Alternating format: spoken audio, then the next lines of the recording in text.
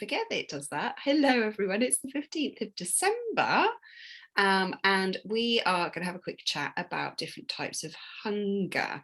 So this is something that I actually learned from doing the 2B Mindset Master Training a couple of years back. And I currently follow the Fix 8 and the POTS, but I've learned so much from 2B Mindset, and there's so many things that have actually, I think they're the things that have fundamentally helped me to change essentially how I look at food, and made me realize how much of my emotion is connected, and how mindfulness and being mindful about food can be really, really helpful. So this, I find it's quite useful, even if you know these things, to kind of do it as a bit of a refresher, especially in the lead up to Christmas, because a lot of these types of hunger come into play. So bear with me, let me share my screen with you.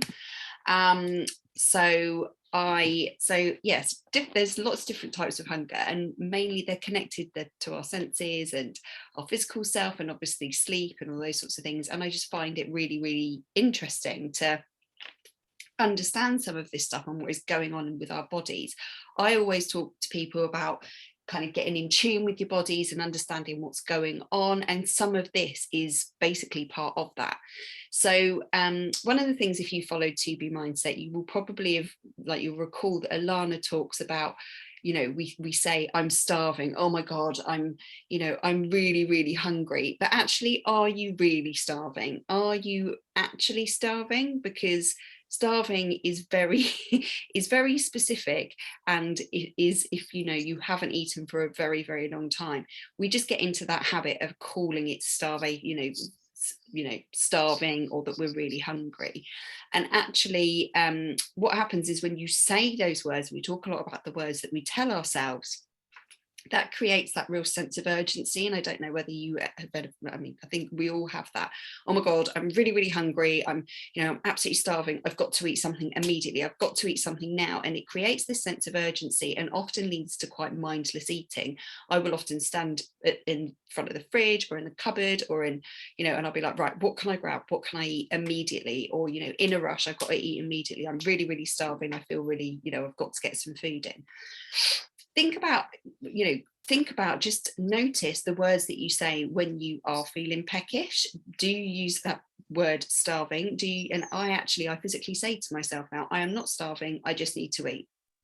And just saying to myself, I'm not, oh, it's not that I'm starving, I just need to eat some food, actually removes that sense of urgency in what you're telling yourself, and what it is that that you really want to get something that minute. And it allows you to be a little bit more mindful then in the choices that you make when it comes to eating. Just that simple switch can actually really, really help. So just going on to the types of different hunger that they are. So physical hunger, now this is what we would, this is real hunger. So hunger doesn't just literally, it's not like a switch. You will gradually become more hungry, because your body, whenever you last ate, it will gradually use the fuel. It is not like it goes into your body and boom, it disappears. You don't go to the toilet and all of a sudden you've got no nutrients in you and you're starving again and your tummy is empty. It is a gradual process as your body is digesting the food. That's what it is. So it could be, so some of the things to think about when that gradual hunger is coming on. So a lot of people say to me, if they're doing 2B Mindset, is, oh, actually, I do get quite peckish around mid-morning. So I often talk to people about, well, are you eating enough at breakfast? Oh, here's Joe. Are you eating enough at breakfast? Can you add a bit more protein, because that will help make you feel fuller for longer? Do you need to eat a little bit more carbs or fruit, because that's going to help you with your energy levels? So often when we think of physical hunger, people link this to energy. So they say, oh, I'm really low on energy, oh, I need to have some food. And so I would always be mindful of, well, what are the things that you're putting into your body before then you feel this physical hunger that comes on gradually? And do you need to maybe increase the amount that you ate at the previous meal? That type of thing. So that can be really, really helpful to know. It's not letting me go to the next slide. Okay, cool. Second type of hunger, and this is one that really gets me, because this is one that I'd never really thought about much, but now I'm mindful of it, it's really interesting. So sense hunger. So these are what you see, you smell, you hear, you taste, you touch. And I don't know about you, but I always walk into the mall up the shopping centre in Bristol, and we always go in through John Lewis, and we come out right by what is it called? Millie's Cookies. And the smell of those cookies reminds me of childhood, and I want to eat a bag of cookies.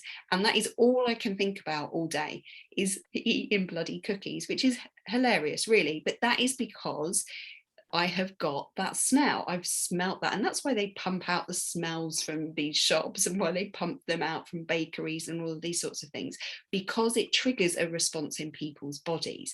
So that smell, but it could be something you see, you watch an advert, all of a sudden you want, whatever it is that they're advertising, you watch Bake Off, all you want to do is eat cake.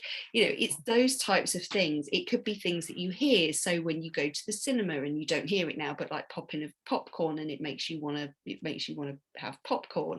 So all these things. And often, but again, people are like, oh gosh, yeah, I really want that. Like, oh yeah, I really want a piece of cake, or oh, I really need to have this, or I really need to have that. And again, it's just like worth checking in with yourself and asking yourself the question, were you hungry before you saw that, before you smelt that, before you heard that, or whatever it is? And it really is just about being in touch with a little bit more, and asking yourself some questions before diving to go and buy, because you never go and buy one cookie, do you? You go and buy 6 or 12, let's be honest. Like, that's what happens to me anyway. And I haven't just got one cookie, I've got 12 of the bloody things. So anyway, it's just something that I think is really, like, I'd never really heard of it before, never really thought about it, and I find really useful, especially when you're out and about, and you go to a coffee shop. I always used to go for coffee and cake, like that was a thing. So that was just in my psyche, that's what I did, and I could smell it, and I could see the coffee, smell the coffee, then I'd want cake. Something that, love to see how you then use these or notice these in practice as you go about your day over the next few days. Similarly, talking about that, this one, sense hunger, Christmas, massive one, is it not? You see stuff on the telly that they advertise, it's just part of, you smell things cooking in the kitchen, whatever. Like, this really happens to me a lot at Christmas, so really worth being mindful of over the Christmas period. What happens, we always go to the markets, and you can smell like what are they called, the big sausages, bratwursts, is that whatever they are, those, then you always want one, or the chestnuts, always that sort of stuff. Anyway, definitely something to think about over the next couple of weeks. Third one is emotional hunger. We talk about this a lot. I am a massive emotional eater, she says, with her glass of wine. That also relates to drink. Mine is drink. Didn't realize I emotionally drank. Now, this could be a good thing. This can be for good emotions, or it can be for not so great emotions. And one of the things that I find, and is again, when I track my food, I always log how I'm feeling, because to me, that was the biggest game changer when I started to get in touch with some of this stuff, because I realized that when I was sad, I would eat certain things. When I was happy, I would eat other certain things. When I had a balanced diet, it actually helped my mood. So they all kind of intertwine with each other, and just noticing and understanding how your emotions can trigger your eating habits. A lot of people, I didn't even realize I really was an emotional eater until I, understood a bit more about TB mindset and some of the things that Alana says. Even if you're following the portion fix, it is definitely worth going and watching Alana's video about emotional eating. And there's extra stuff in Body as well, because it is really, like, she explains it really simply and, really effectively. The thing about Christmas as well, and I get this, I get total FOMO. Oh, they're having a dessert. Oh, I need to have a dessert. Oh, they're having this, I need to have this. Or people say, oh, go on. Oh, what? Oh, you on another diet? Oh, go on. One thing won't hurt you. Go on. And my mum is a massive food pusher. She won't mind me saying that. And there's a couple of things that you can do. People, you go out and eat, although I don't know how much we're going to be going out and eating in the next couple of weeks, but if you go out and eat, one of the things that I now purposely try and do is I do try and pick what I'm going to eat before everyone else has decided. I am the most indecisive person when it comes to picking off a menu, but I find that if I've decided what I want, I then am less likely to be swayed by other people who are like, yeah, I'm going to have the burger and chips with an extra portion of whatever and onion rings and this and that. Now I still go out and enjoy my food and enjoy what I eat, but I have noticed that it helps me be less influenced by other people around me. But again, I definitely happy, sad times going out. It's a massive, it feels like a huge privilege going out right now and being able to do stuff and see people. So often it's interesting to like check in with some of your emotions in regards to that.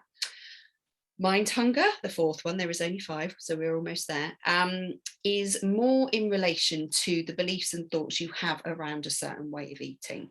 So, that is why I think 2B mindset works really well, and it works really well for people that have, done, different types of diets, popular diets in the past.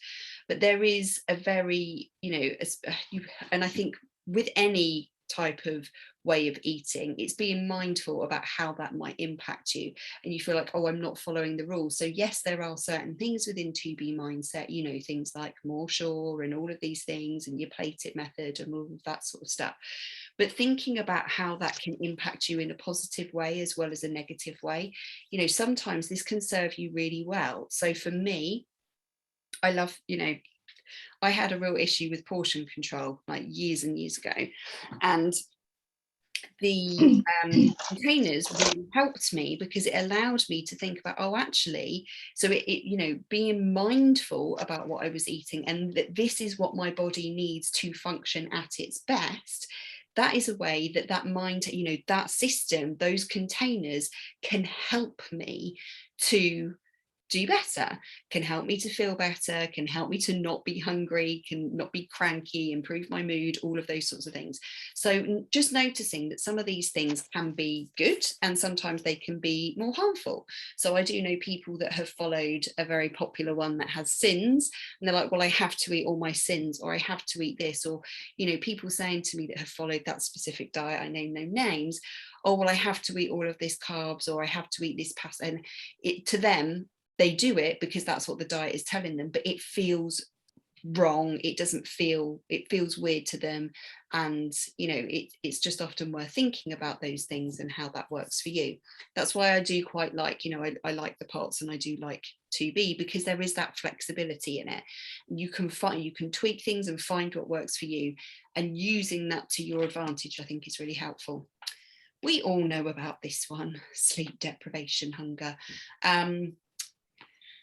I definitely get this. I had, this was immense when I had Alethea, for sure, when she really wasn't sleeping very well.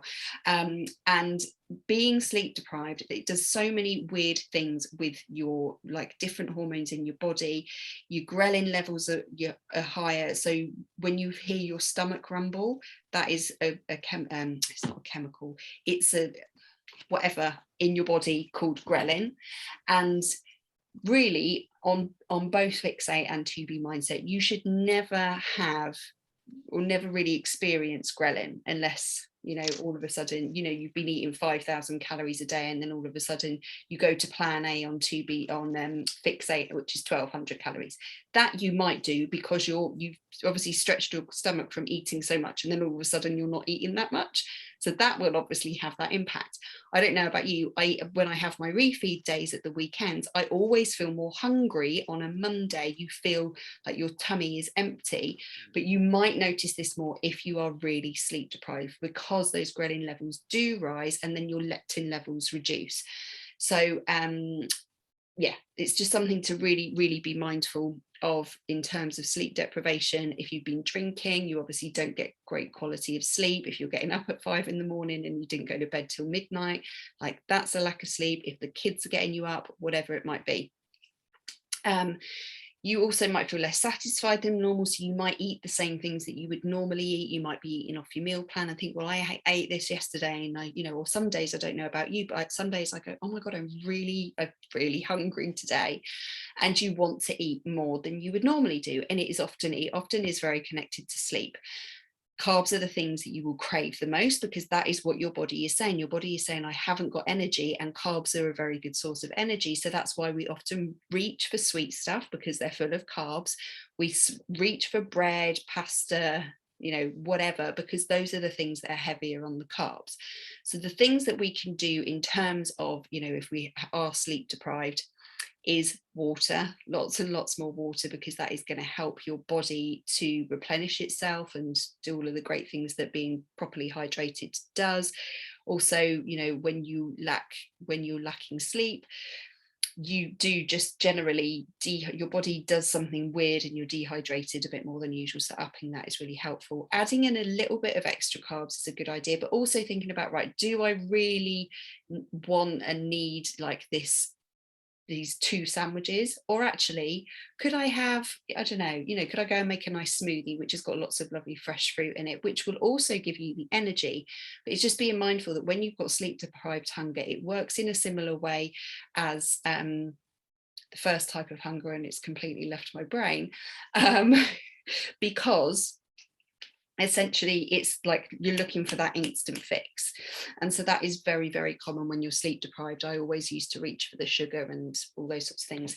Teas work really well as well, you know, something that's nice and comforting, and it's hydrating, and all of those sorts of things can be really helpful too.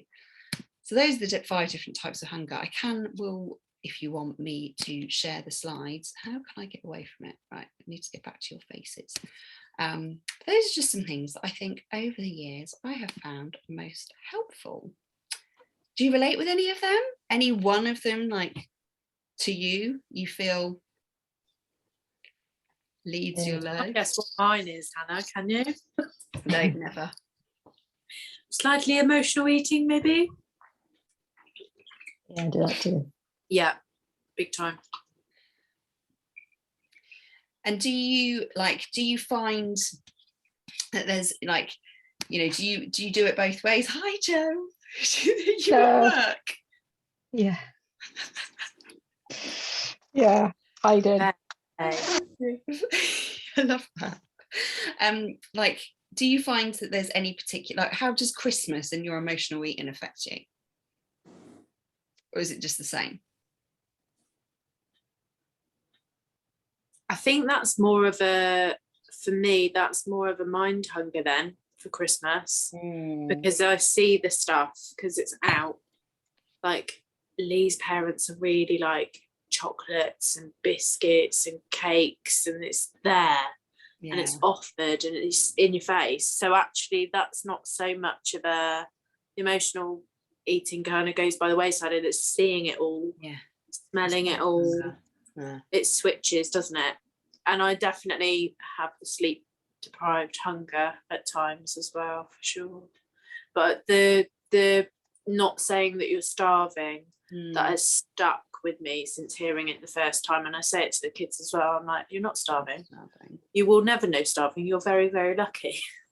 Yeah. You know, actually, when you think about people that do have to suffer from real hunger, and actually that was the thing, like, I'd never really thought about it like that, and I was like, actually, it's quite disrespectful, really. And like I start on my high horse, like, you don't know how privileged you are.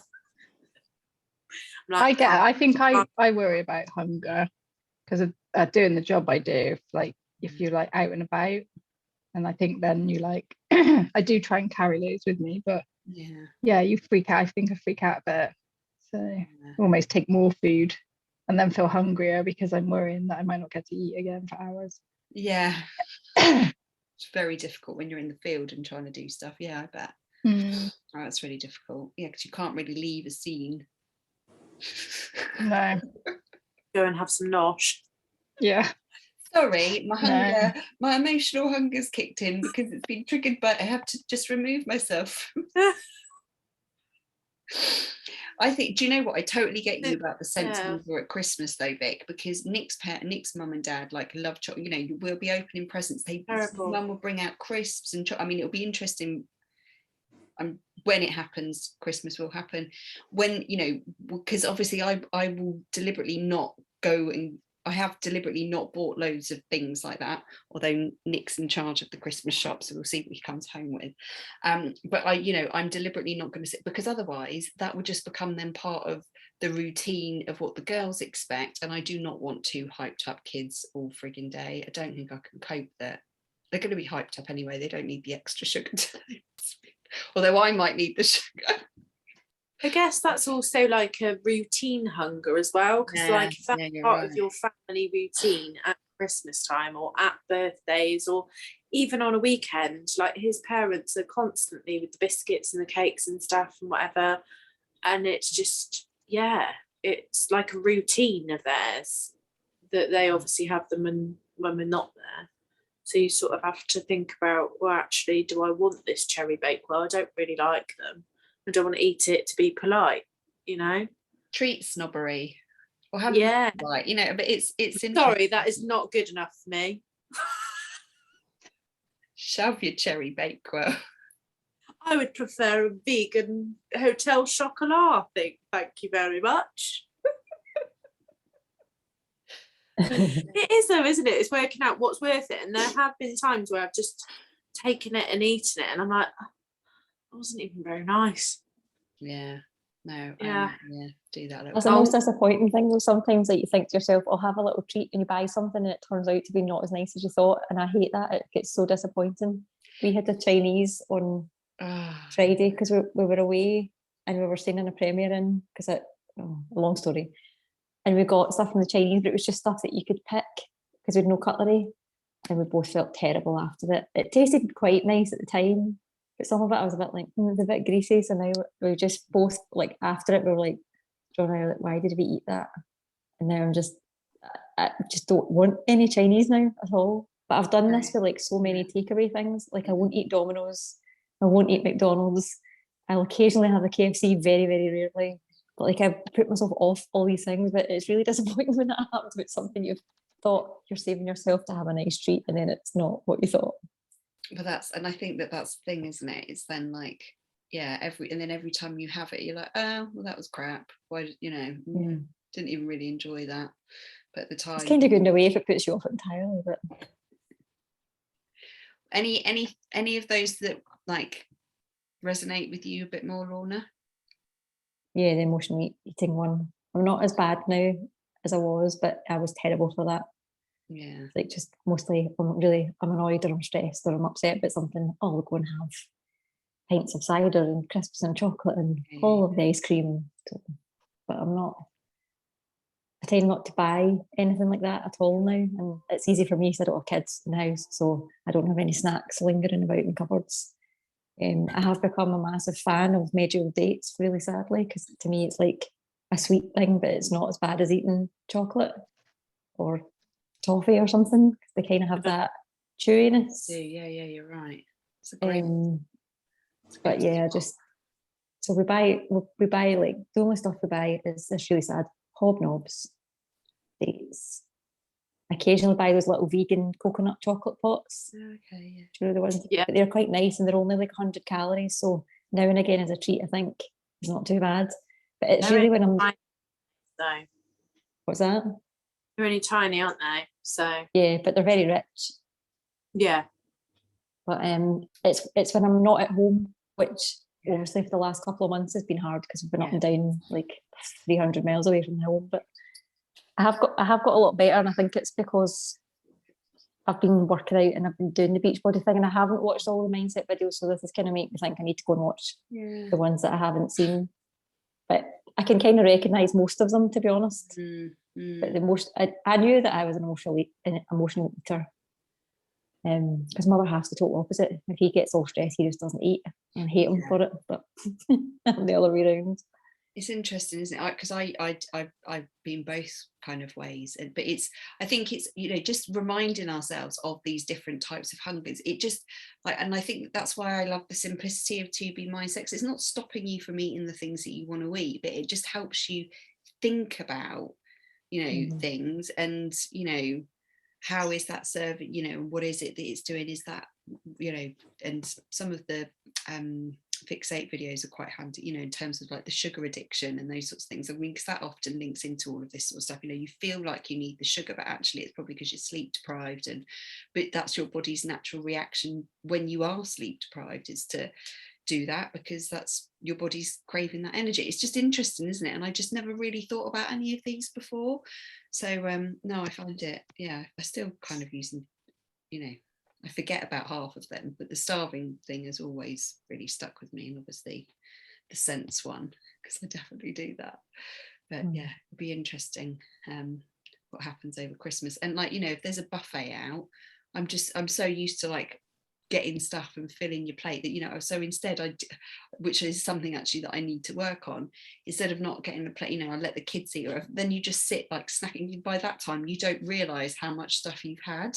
So, you know what, I just need to get a plate. It's not going to stop me eating the stuff if I don't get a plate, you know. So there's sort of weird little things that my brain has tried to shift to think that it's doing a better job, but it doesn't necessarily work. But there we go. Jo, are you able to talk? Yeah, I'm on my Okay. own. Any of them, like, we're going to get cut off in a minute. Any resonate with you? Yeah, probably like occasions. I mean, I've already kind of like filled up the chocolate tin to wrap the presents up, you know, glass of Baileys, chocolates in our tin. So we've got a proper tin thing. So Love that. yeah, so I think it's like an occasion thing. The emotional eating is, yeah, I think I've got better at that, to be fair. At the moment it's just disorganization, because we literally have no food at home, so No, need to go okay. shopping. And that's the So thing, you end up just eating. Right. Yeah, because I've basically been sat here, we're like waiting, trying to do something, and then was like, I need to go out and get some food. And then I had a paneer curry out of the freezer, I just didn't want it on a soda. Then the guy walked in, he went, I've got some chips. I'm like, that'll do. So hungry now, I took care. So yeah, so it's just like, yeah, I like it when I'm organized, I've got all my stuff sorted out and things like that. And life's just been great. Like, I just find December really, really busy. So yeah, it's just sort of that. And also my